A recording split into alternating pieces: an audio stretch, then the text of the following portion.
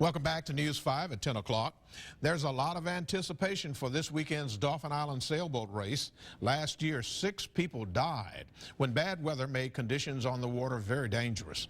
But as News 5's Devin Walsh reports, race organizers have added some safety requirements to make sure each sailor returns to shore.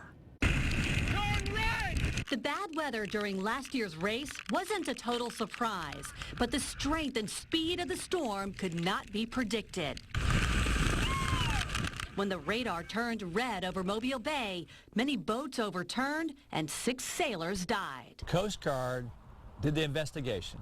They learned a lot.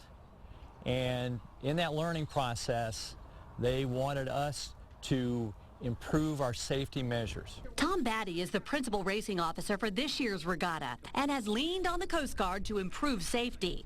The first major change is that everyone has to wear a life jacket for the first 5 minutes of the race. They like to wear them continuously. Everybody should have a life jacket when they leave the dock, but people are reluctant to do that.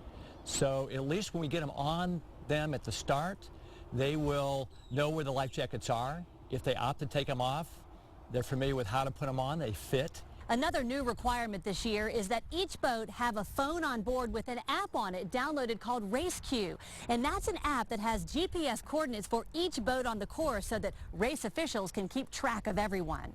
Josh Murray is the chairman of this year's race. He says they're also requiring everyone to turn in a detailed crew list so they know exactly how many people are on board. Recommendations from the Coast Guard will make everyone safer, but Murray says there's always a risk in sailing. Being on the water, there's never a guarantee, and that's just some of the risk we assume.